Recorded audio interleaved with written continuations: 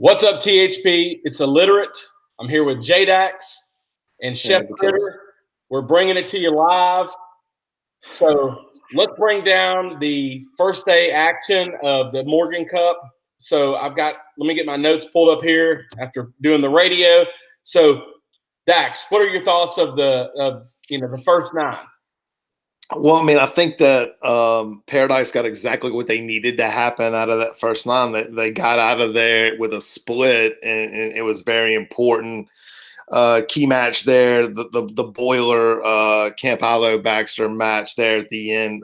They won 2-1 and was able to get them a share. We talked about it on the preview that they needed to stay within 1 or 2 to have a chance on Sunday, and they started off pretty well. It could have went either way.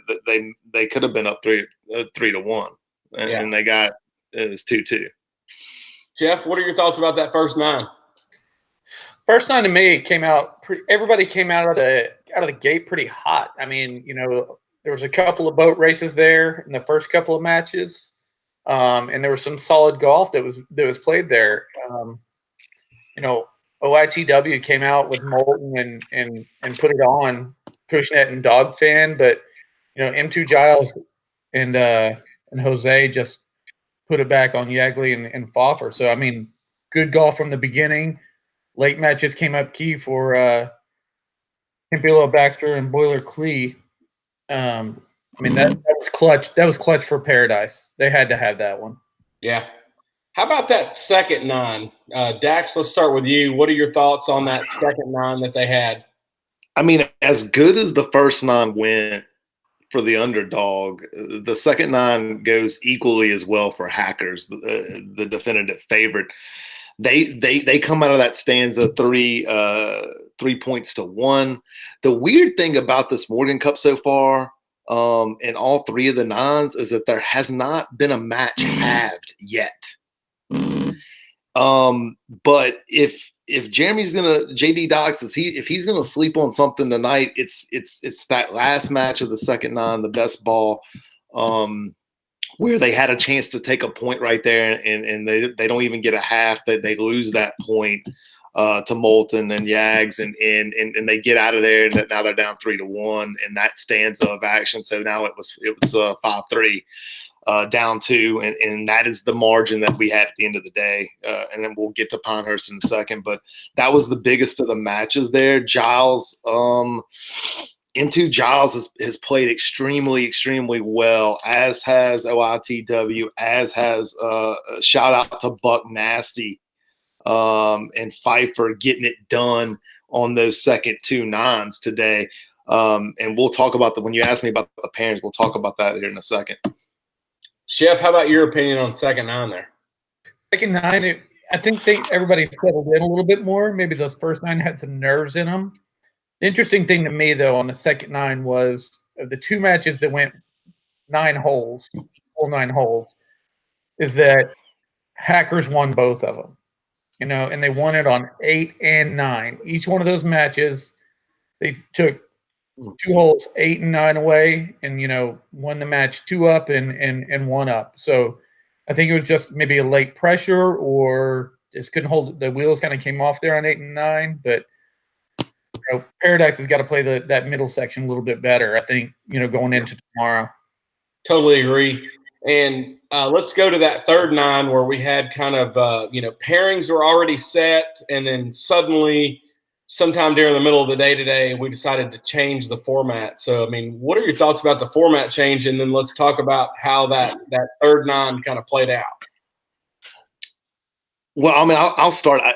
When the format first got announced, I thought that it favored Paradise, and I thought that the switch from pure alternate shot to Pinehurst favored Hackers. So maybe it's a little bit of a wash.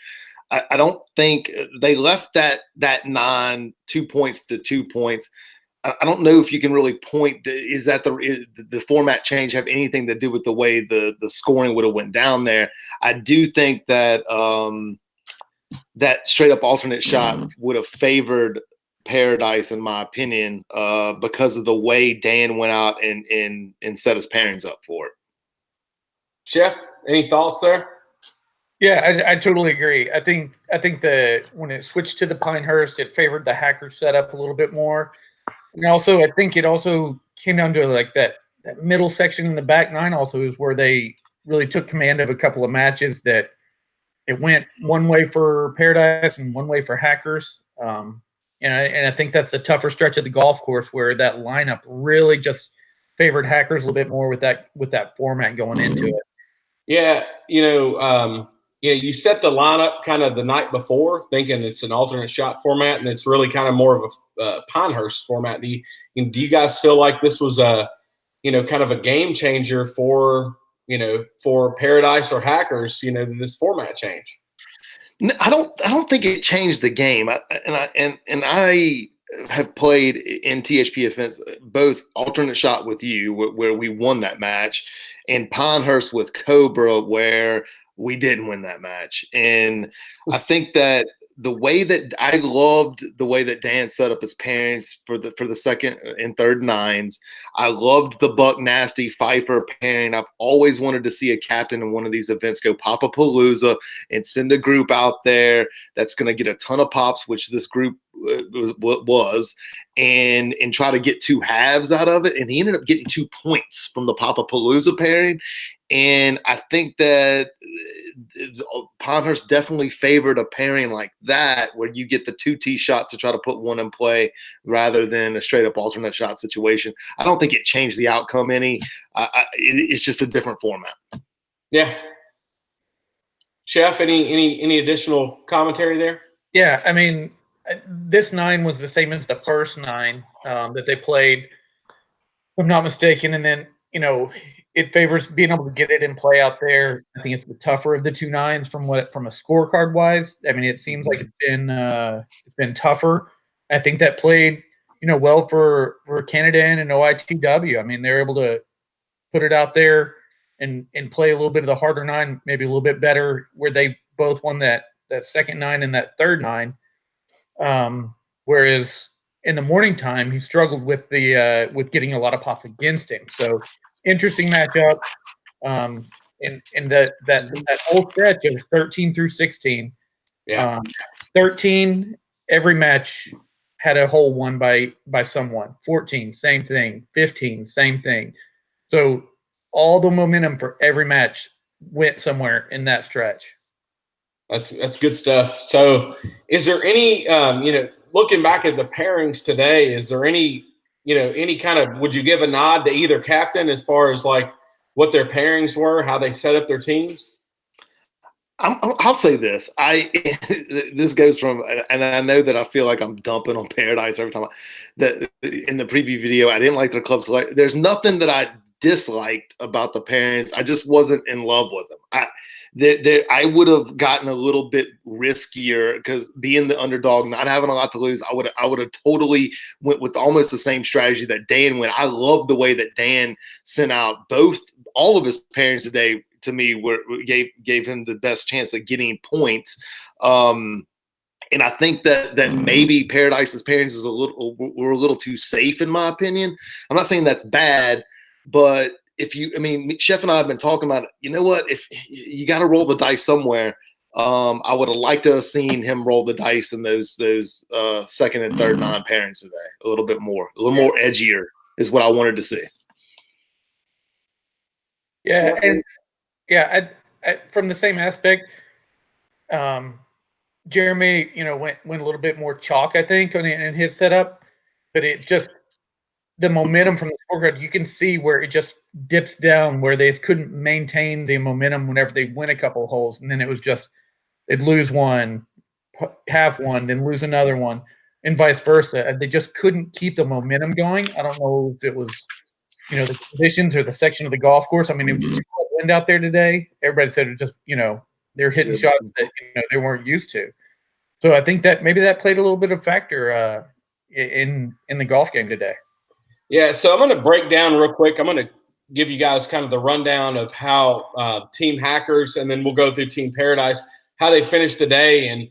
And what I'm really looking for here is there anybody that you feel like, really played well today, or is there anybody that just really kind of struggled today, overall? So we got Canadan, he went 2-1, Yagley 1-2, OITW 3-0, Buck Nasty 3-0, P. Hoffer 2-1, 10-putt 0-3, Wichita Reject 1-2, and then Moulton 2-1. Anybody that just really, played kind of below their caps, or anybody that played really above their caps? I mean, or just, who in your opinion kind of there from Team Hackers really showed out today, or who struggled? I mean, of course, OITW 3-0, you can't overlook that. But I think that if you're gonna pull out a nugget here, it's Buck Nasty's 3-0. Yeah, it's the more impressive of the 3-0s. No offense to OITW, 3-0 is impressive, but you weren't. I mean, if you would have told Dan this morning that the Buck Nasty groups were going to go 3-0 and he was going to get 3 points from them, he would have taken it and run with it. He'd been ecstatic about it. And so at everyone that you just named, that's the most impressive in my opinion. What is going on in the background? The weenie dog is going nuts here. Okay. Yeah, I mean, anything's on camera here. I mean, you're right. I mean, OITW 3-0, Buck Nasty 3-0. Interesting note, OITW hasn't played the last 2 holes in any of his matches, right? And on the flip side, something that really just blew my mind, and I think it started with the practice round was 10-putt. It seems like his game is not where he wanted to be at this point in time. Now he's a 6 handicap, right? Yeah, he's a 6 cap. Yeah, I mean that's the conditions seem to not favor people that didn't really like playing in the wind, or the wind conditions probably made the course play a little bit longer. And you saw a couple of those guys probably struggle in there. But I mean, I would say that if we're going to switch to Paradise, you're going to give us those records in a second. Hackers did exactly what they needed to do. This is where they need to sort of be. And so I'm not going to really point out anybody because you're not out there. You don't really know. I'll give you an example. Okay. In the Granddaddy that I played in, we got boat raced both times, but in my Pinehurst section, I hit every fairway. Cobra didn't hit a fairway. In Pinehurst, you were constantly asking Cobra, where do you think it crossed the hazard, right? Yeah. I mean, and he'll after he watches this, he'll totally admit to that. So you don't know how some of that stuff was going on off the tee so much. I mean, we get the scores, or if someone holed out from the sand, or someone made a long putt, or if someone hit a really killer wedge in there, but you don't really get the entire sort of narrative of how this was going. So it's very hard to point to someone and say, hey, they didn't play up to their capability or up to their cap, because you don't really know what was going on in the team situation. Sure. Let's walk through Team Paradise real quick. So we got, Captain JDax, he went 1-2 today. Jose 2-1. Boulder Cleveland 1-2. Dog Fan, he may be a 19 cap, but he's scratched with his hair. 0-3. Pillow Blackster 1-2. Ashunet 0-3. M2 Giles 3-0. And 93 Civic Coupe 2-1. From a number point, you got to look at M2 Giles and go, man, guys has played lights out, right? 3-0. He's handled his business. He also hasn't gone to 17 and 18 in his morning match or his afternoon match. So, he's jumped out early on his teams. He's got some good momentum going. The thing about when you break down the record, I guess, of Paradise, is it looks more like a grinding record, right? Out, not a whole lot of 4-ups or 5-ups or whatever it may be, but the pairings have done really good on grinding. So looking at a positive going in tomorrow, that's awesome. I think that they're used to putting their nose down and going, all right, we got to get some points here, and have put them in a really good position moving into tomorrow. I agree. I want to point out, he covered M2 Giles, which by far. If Paradise is to make the comeback, and he wins his match tomorrow and goes 4-0, I think that you have the definitive case for the MVP in him.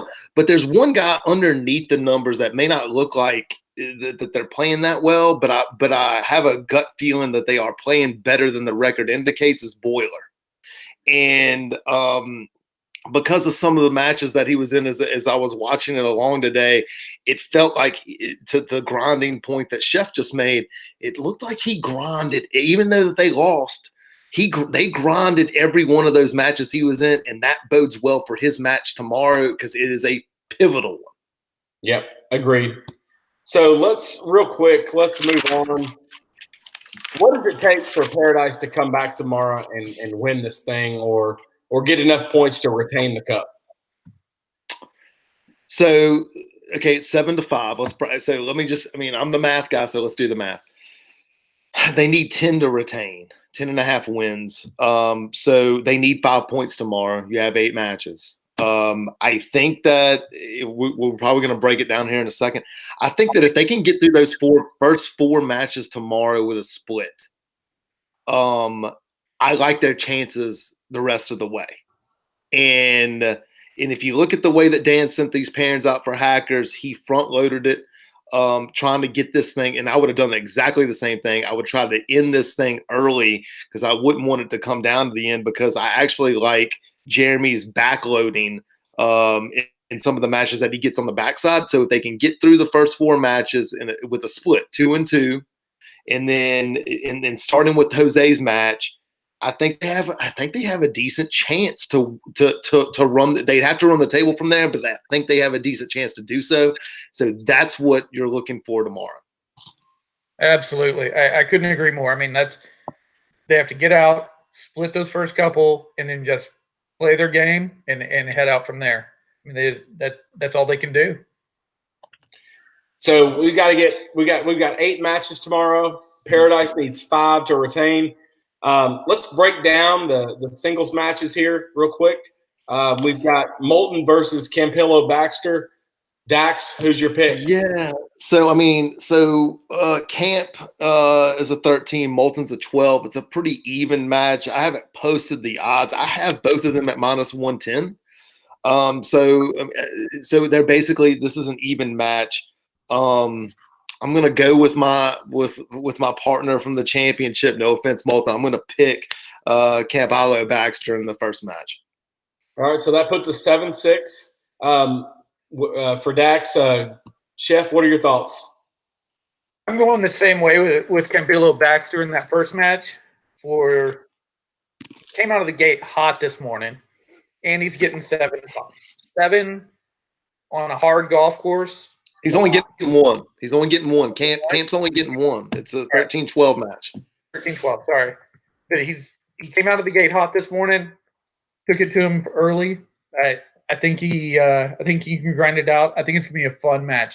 That's gonna be a really great setup for the entire day tomorrow. All right. And next we've got the captain's match. We've got Canadan versus JDax. Dax, what's your pick? The battle of the beards, baby. Dan's laying 8. The concern here is this, and when you're playing with someone, even if that they're laying the pops to you, that is just really good, sometimes you get wrapped up into not being able to do what they can do instead of concentrating on what you can do. And if Jeremy falls into that trap, he's going to lose. So I'm going to pick Dan here. But if Jeremy's mind's got to be right for this, for the battle of the beards to pay off into the end. Now he gets the majority of his pops before they get to 15. We looked this up earlier. So I think the match is going to go late. And I'd love for this thing the par 3, the 15th and the 17th and the 14th, giving all these people just like carnage. It reminds me of what I posted in the forum. Remember the carnage at the 17 chip at Dubs Dread on the 13th hole? That's what the 14th hole here. So yeah, I like Dan in this match. I made him -280, come back on Jeremy's +230. I'm not saying it's out of the realm of possibility, but it's going to take a tall order to beat Dan tomorrow. Okay. Chef, who you got? Yeah, I've gone back and forth on this, and I go through and I was rereading the thread and I was following along today, and I'm rolling with Dan as a pick on this for one reason, is that JDax's putter wasn't quite there today. He missed a 3-footer to close out the last night there, right? Yeah. Yeah. In a marquee matchup, Battle of Beards, you know, Jeremy, I love you, man, but like just from a pick standpoint, I think you got to roll with Dan from just being a little bit more consistent. He's had a little bit more work coming into it as well. JDax is living up at the North Pole. I mean, there's not much you can do with polar bears and penguins. Polar bears and penguins. All right. So both of you agree there. We're moving on. Third match, Yagley versus Boiler Cleveland. Who you got, Dax? This is probably the most – we talked about needing a split if you're a Paradise backer. If you're a hacker, you want Yags to win here because this is probably the most pivotal match of that first 4 that are off. Boiler – is lane 1. This is close. I have it even minus 110 apiece if you were going to bet it at the window. And I think for the first time this entire Morgan Cup, this match is halved. Okay. Yeah, and I went the other way for our first, I guess, discrepancy on picks. I've got Yags taking it from an experience standpoint. I played with the Yags last year. In a match, and the dude, he's an amazing guy, but he is a grinder. He can get up and down out of a trash can. I mean, he can do it. Like you all of a sudden you think, I've got this hole. Nope. Next thing you know, he's in off the fringe from 35 feet, and you lose it. Yeah. So I'm going Yags here. Okay. All right, so let's move on to the fourth match. We've got Buck Nasty, who's 3-0 versus 93 Civic Coupe. Dax, who you got here? I have this one. The line is also minus 110 apiece. I have it even. It's a 19 in Buck Nasty versus a 20 in Civic. Civic's the guy that started off the prep at 24. He got down to 20. He's playing a whole lot better. Buck Nasty's 3-0. Put a gun to me. I'm going to pick Buck Nasty here just because you just keep you keep riding the shooter until he sevens out. He hadn't crapped out yet. We're going to keep pressing, so we'll go with Buck Nasty here. All right, Chef, who you got there? So matchup. I'm rolling in the 93 Civic Coupe, baby. There you go. The dude had a phenomenal prep coming in. Dropped his cap 4 points. He's digging his gear. Nothing seems to be phasing him. Dude, he takes it. I think he handles it tomorrow. I'm with you there. The guy's 2-1. He's been grinding. I love it. I love the pick there, Chef. Let's move on. So we've got OITW versus the Rat. Dax, who you got? I like the Rat. Rat's minus 180. I like Alex. I love the Rat. So I like the Rat here in this spot. And it should be a very entertaining match because the Rat's laying 4. But I think Jose gets it done tomorrow. All right. Yeah, I'm in the same boat. I think the Rat gets it done. It's Jose, not Jose B for Fizzle out there. Rat's just too good with the wedge in his hand. Can't go against that. I'm with you guys there. I like that pick to put the blemish on OITW's record for this Morgan Cup. Next, we've got 10 Putt versus Ashunet. Both guys are 0-3. Who you got, Dax? Well, somebody's getting off the schneid here, right? I mean, look.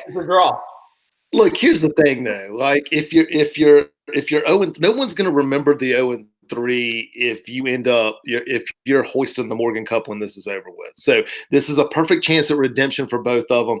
Both of them are 0-3, so they probably haven't been really comfortable and they probably haven't played really, really well. So give me the guy that's getting the pops. I'm going to take Ashnet. He's getting a full 7 here.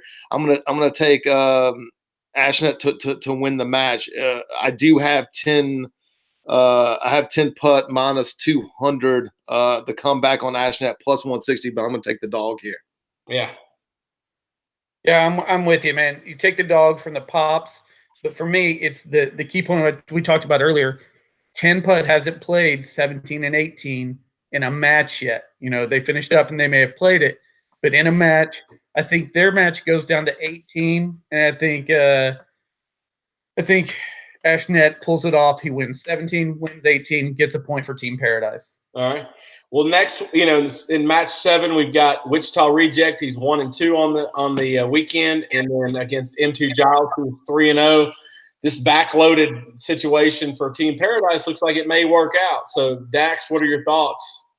Yeah, I mean, you see two different strategies from both captains here. I think that Jeremy decided to go out there and put people that were playing extremely well on the back end, and Dan did the opposite. He put everyone that was playing really, really well for him on the front end. So we'll see which one of those strategies work. In this particular match, Wichita's a 9, Giles is an 11, and if again, it's the same theory with Buck Nasty. I mean, we're gonna rob the hot shooter until they 7 out. So give me M2 Giles, and he's a slight underdog at +120. Wichita Reject's going to be -140 when I posted on the forum. So it's a very, very close match probably, but I'm going to go ahead and take the 2 pops in the hot hand. All right. Yeah, and for me, this is where I've got our first actual half of the entire Morgan Cup is Wichita Reject and M2 Giles. No one's going to go undefeated, I think. It's not a loss, but it's a tie. I think that's a back-and-forth match all day. I mean, they're close in caps. No one's getting a ton of pops.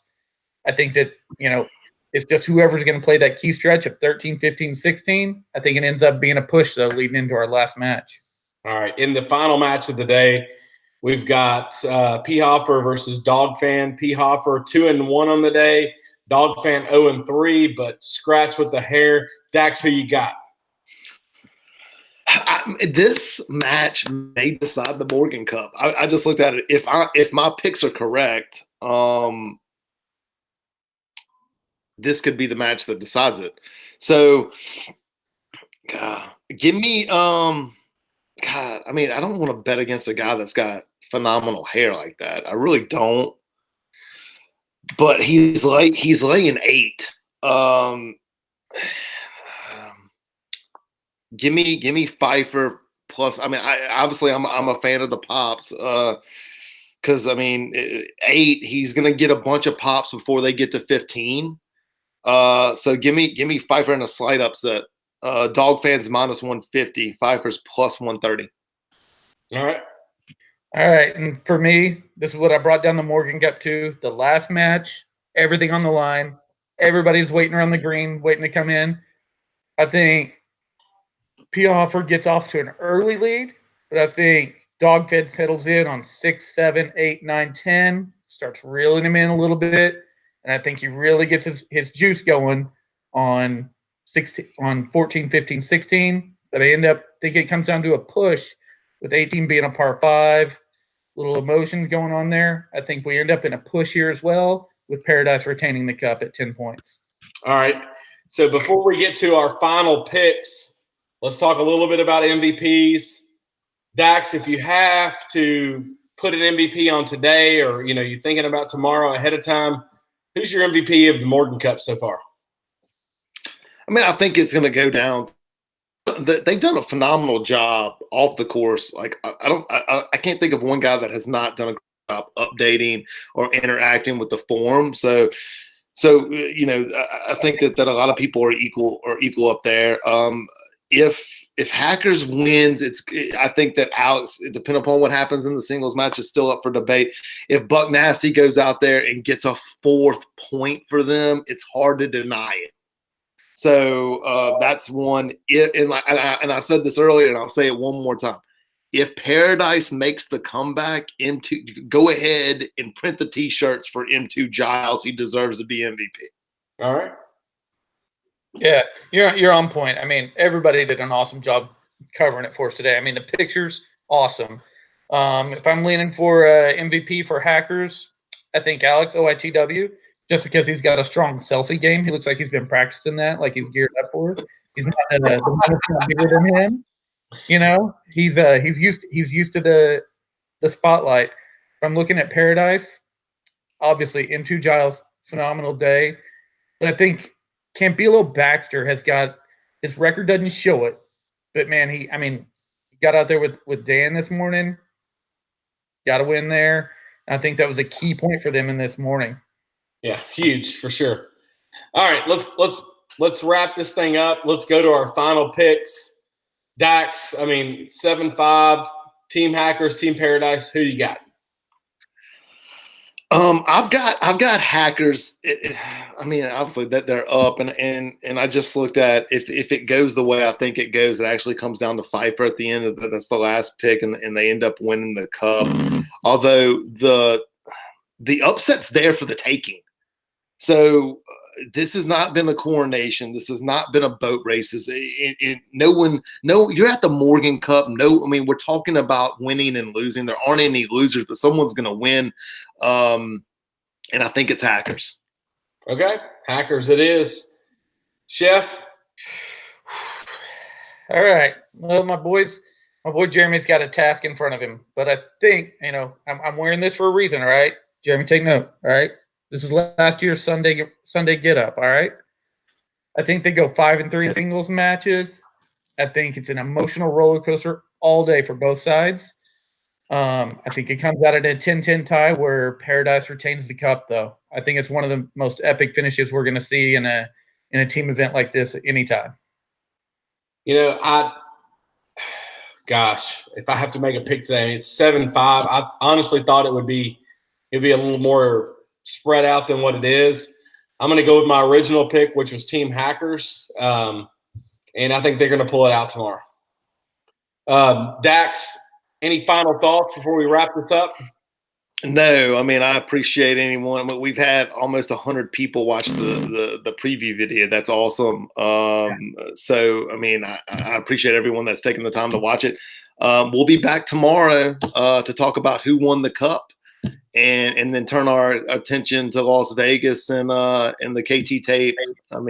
Strict sign event. What you're saying is that we've had more viewers of the Google Hangout than listeners of your podcast. That is correct. Because this pretty face right here, brother. That's right. Chef is bringing in the viewers. That's right. Someone's got to be the sexiest man on here. Might as well be me. Love it. Any final thoughts from you, Chef? Nah, man, I insanely jealous of all the participants, man. Killing it out there. Heart goes out to everybody out there. I hope everybody enjoys it and doesn't regret anything and just let it all hang loose tomorrow, man. Let it play your ball, do your thing. I agree. The photos have been phenomenal. The updates have been great. I'm looking forward to an awesome 18 holes of golf tomorrow. Thank you guys. So this is Illiterate for JDax and ChefKritter. Thank you guys for following us tonight. We will see you again tomorrow evening. And little Hollywood Hogan for that ass.